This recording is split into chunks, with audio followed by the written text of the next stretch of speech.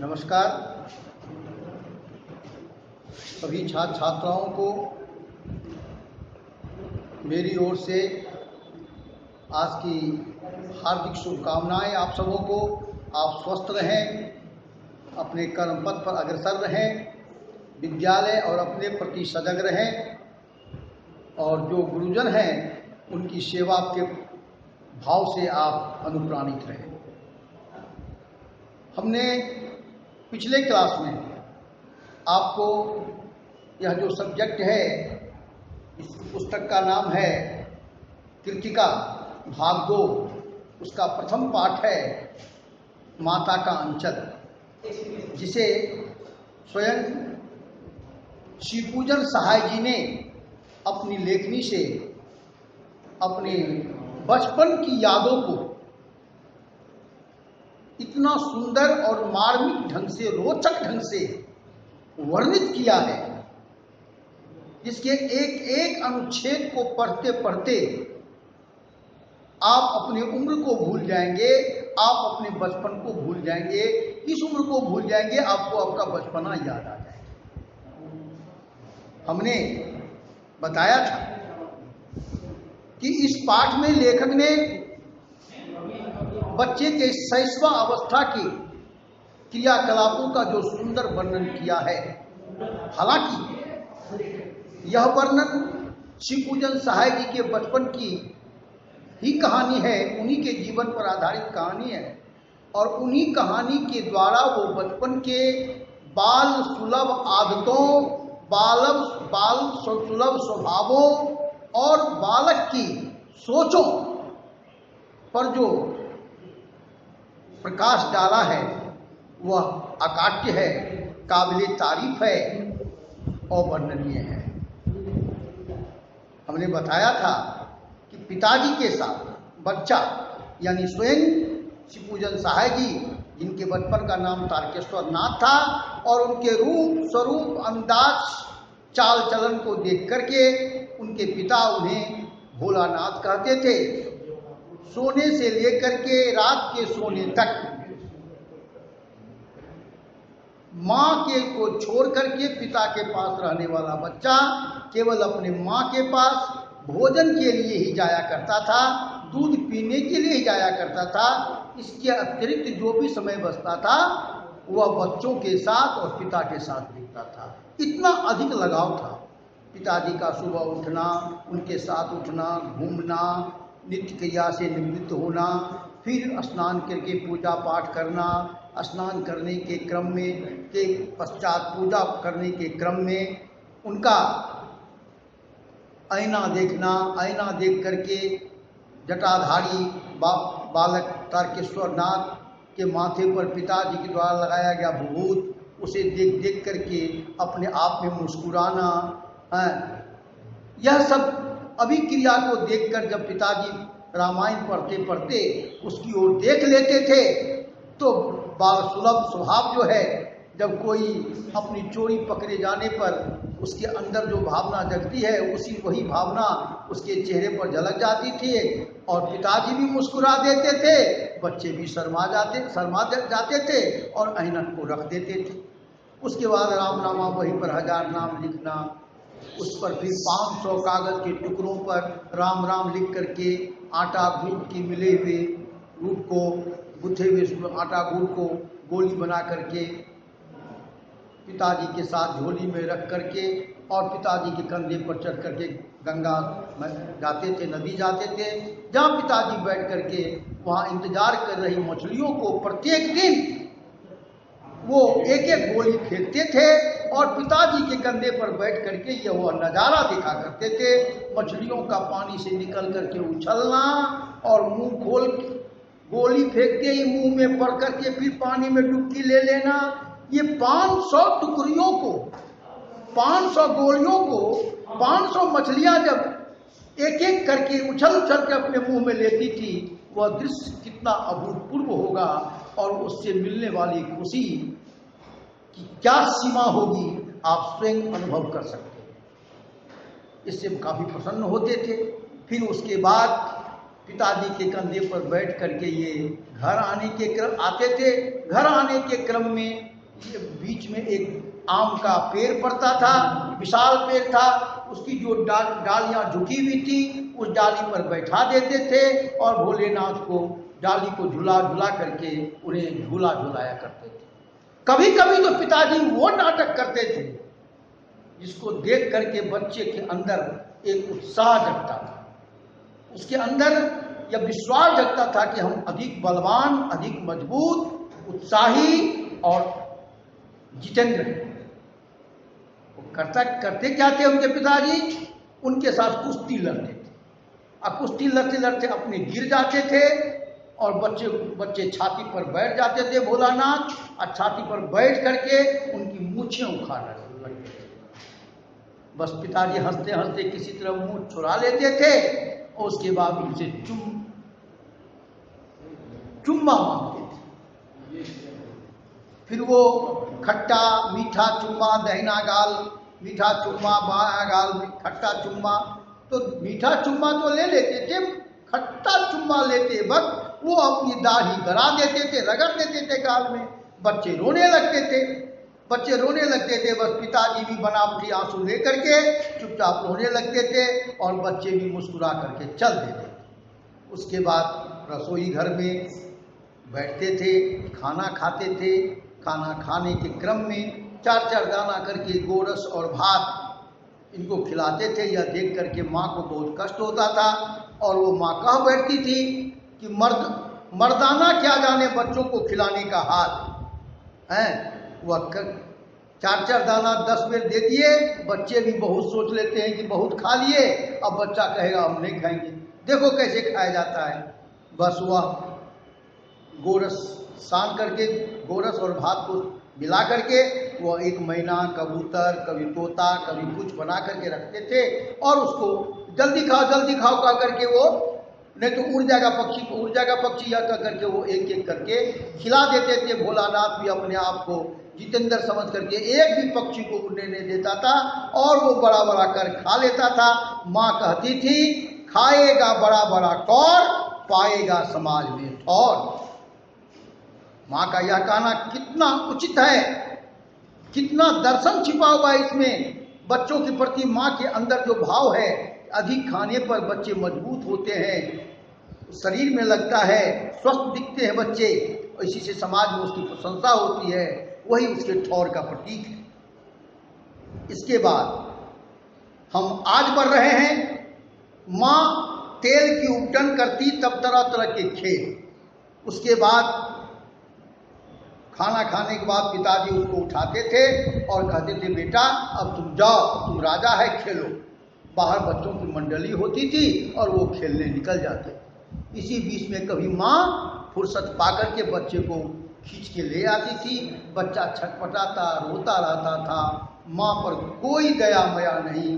वह पकड़ करके तेल हाथ में ले करके उबार देती थी माथे में, उसको जटा था बढ़िया से पकड़ के कंघी कर देती थी।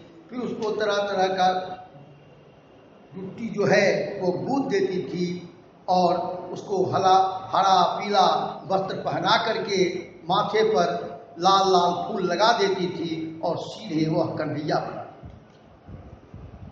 बेटा रोता रहता था, पिताजी आते थे, बिगड़ते थे, खेलने दो, लेकिन माँ तनिक भी नहीं सुनती थी। जब तक वह बच्चे को संवार नहीं लेती थी, सजा नहीं लेती थी, तब तक वह पिताजी की भी कहने का कोई उस पर असर नहीं पड़ता था। बच्चा दुबकता सिसकता रहता था, पिताजी उसको उठाते थे और लेकर के बाहर आते थे। बाहर बच्चा सिसकता हुआ बच्चा जब बाहर में बच्चों की मंडली देखता था तो वह बड़ा ही खुश होता था और वह सिसकना भूल करके बच्चों के बीच तरह तरह के खेल खेलने लगते थे। खेलने के लिए पिताजी के नहाने वाली चौकी को लेकर उस पर सरकंडे के खंभे बनाते, कागज का टेंट लगाते, मिठाइयों की दुकान लगाते, मिट्टी के ढेलों के लड्डू बनाते, पत्तों की पूरी कचौड़ी, गीली मिट्टी की जलेबी, फूटे घरों के टुकड़ों के बतासे बनाते और दुकान सजाते। उन्हीं ठीकरों और जस्ते के छोटे छोटे टुकड़ों के पैसे बनाते। इन्हीं बच्चों में से लेखक कहते हैं कि हम बच्चों में से ही कुछ खरीदार भी होते थे और कुछ दुकानदार भी होते थे। थोड़ी देर के बाद मिठाई की दुकान बढ़ा देते थे, बंद कर देते थे और मिट्टी का घरौदा बना देते। रेत की मेर ही दीवार बनती थी, तिनकों का छप्पर, फेंके हुए दातून के खंभे, दिया सलाई के पेटियों की किवाड़, पानी का घी, बालू की चीनी, ऐसे ही घरों के टुकड़ों का प्रयोग कर भोज बनाते थे, ज्योनार तैयार करते। सब बच्चे भोज खाने के लिए बैठते थे और पिताजी बीच में आकर के बैठ जाते थे। जैसे ही पिताजी को बीच में आकर के बैठते हुए देखे, सब बच्चे घरौंदा तोड़ करके भाग जाते थे और पिताजी ठहाका मारते हुए पिताजी कहते थे, अरे भोलेनाथ भोलानाथ, अब फिर कब ज्योनार होगा, कब भोज होगा। उसके बाद बच्चे वहां से भाग करके फिर नया खेल सजाते थे। बच्चों की बारात बनती थी, तरह तरह की खेती करते थे। कभी बच्चे बारात निकालते, कनस्तरों का तंबूरा बनता, फेंका हुआ जो कंटर का टुकड़ा होता था उसको उठा करके वह बजाना शुरू करता था, तंबूरा बनता था। आम की उगी हुई गुठली को देखकर शहनाई बजात बनाते थे। कहते हैं कि हम ही में से कोई दूल्हा बन जाता था, समधी आदि बन जाते थे। बारात चबूतरा के एक कोने से दूसरे कोने तक जाती थी। जिस कोने पर बारात जाती थी उस कोने को आम के पत्तों, केलों के पत्तों से सजा दिया जाता था। लाल कपड़े से ढककर एक पालकी में दुल्हन बैठा दी जाती थी।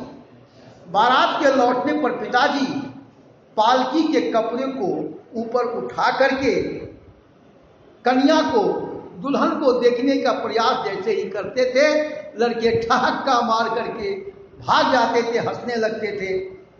थोड़ी देर में बच्चों की मंडली खेती करने के लिए जुटती।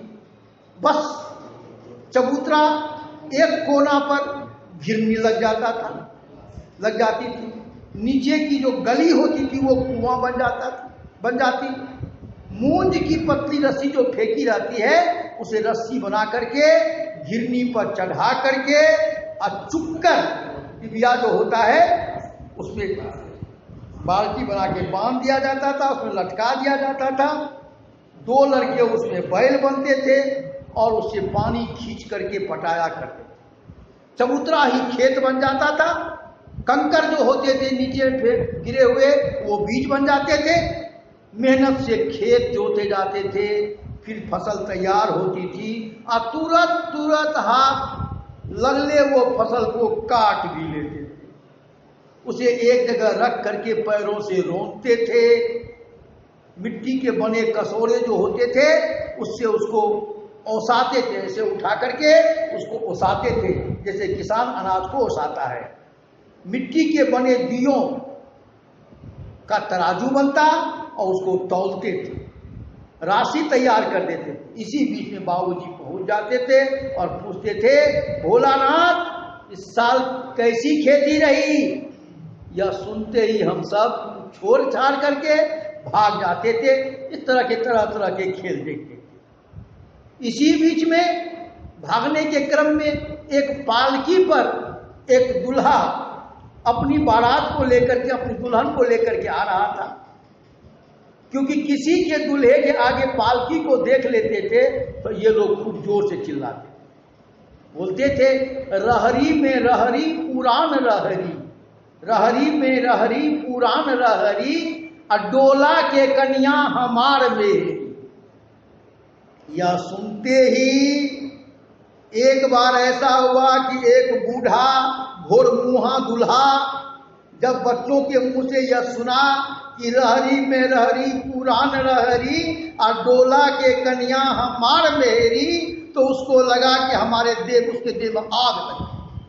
अब ये लड़के को खदेड़ना शुरू किया, खदेड़ करके ढेला चलाया है। वह खुसट खब्बीस की सूरत, लेखक कहते हैं खुसट काला था, लंबा था, चुटका हुआ मुंह था, घोर मुहा मुंह है। लेखक कहते हैं आज तक उसकी सूरत याद है। उन्होंने ऐसा कह दिया कि न जाने किस ससुर ने वैसा जमाई ढूंढ निकाला था। वैसी शकल का आदमी हमने कभी नहीं देखा। एक बार जोर की आंधी आई, हम सब बच्चे सब आम के बाग की तरफ दौड़ चले। आकाश काले बादलों से घिर गया, मेघ गरजने लगे, बिजली कौंधने लगी, ठंडी हवा सनसनाने लगी, पेड़ झूमने लगे और जमीन को छूने लगे। इसी बीच में जो आम का फल लगा हुआ था पेड़ में, वह गिरने लगा। बच्चे चिल्ला उठे, 1 पैसा की लाई, बाजार में छितराई, बरखा उधरे बिलाई। कहने का मतलब 1 पैसा, उस वक्त 1 पैसा बहुत बड़ा होता था, उसका बहुत अधिक महत्व होता था। और एक आम, एक जो लाई होता है चावल का, मुरही का जो बनता है, उसी के आकार का आम होता था। उस आम के बराबर वह होता है, लाई के बराबर आम होता था, उसी को वह लाई कह करके बुलाता था तुकबंदी के लिए। 1 पैसा की लाई, बाजार में छितराई, यानी उस बगीचे में पूरा का पूरा आम हवा के झोंके से गिर जाता था। और वर्षा के कारण बच्चे जाने में कतराते थे, इसलिए कहते थे, वर्षा तुम उधरे बिलाओ, तुम हट जाओ, तुम रुक जाओ। लेकिन वर्षा नहीं रुकी, मूसलाधार वर्षा होने लगी। बच्चे पेड़ों की जड़ में सट गए। जब थोड़ी देर में वर्षा थमी, वर्षा थमते ही बाग में जितना पानी था सब अगल बगल का जो छेद था उसमें पानी चला गया। परिणाम क्या हुआ? उस बिल में जो बिच्छू वगैरह था सब निकलने लगा। बिच्छू को देखकर, निकलते हुए देखकर लड़के सब डर से भाग खड़े हुए। उसमें एक बालक था जिसका नाम बैजू था, बड़ा ढीठ था, बड़ा ढीठ। हम भागे जा रहे थे, रास्ते में संजोग से एक बूढ़ा मूसन तिवारी मिल गया। बैजू उसको देखते ही चिढ़ा दिया, बुढ़वा बेईमान मांगे करेला का चोखा, बुढ़वा बेईमान मांगे करेला का चोखा। यह सुनकर के मूसन तिवारी क्रोधित हो गया। सब बच्चे उसी के सुर में सुर मिला करके गाने लगे। मूसन तिवारी हम लोगों के पीछे दौड़े, हम लोग अपने अपने घर की ओर भागे। हमारे नहीं मिलने पर तिवारी जी सीधे पाठशाला चले गए और गुरुजी से शिकायत कर दिए। गुरुजी का सिपाही 4 लड़का वहां से आया। बैजू तो भाग गया। हम अपने घर में जैसे ही घुसे, पिताजी नहीं थे, घुस ही रहे थे कि तब तक बच्चे आकर के हमको उठा के लेकर के स्कूल चला गया। माँ देखी, जैसे पिताजी आए माँ ने कह दी, लेकिन जब तक पिताजी स्कूल पहुंचते तब तक मूसन तिवारी को चिढ़ाने का जो प्रसाद हमें मिलना था गुरुजी के द्वारा, वह ऐसी मार पड़ी कि आज तक हमें याद है। फिर पिताजी आए, मुझे गोद में उठाए, उचकारे, मैं रोते रोते आंसुओं से बाबूजी का कंधा तर कर दिया। किसी तरह पिताजी गुरुजी से प्रार्थना करके हम लोगों को लेकर के हमको लेकर चल। देखिए रास्ते में जैसे ही बच्चे को जो है इसका शेष अंश अगले क्लास में बता देंगे।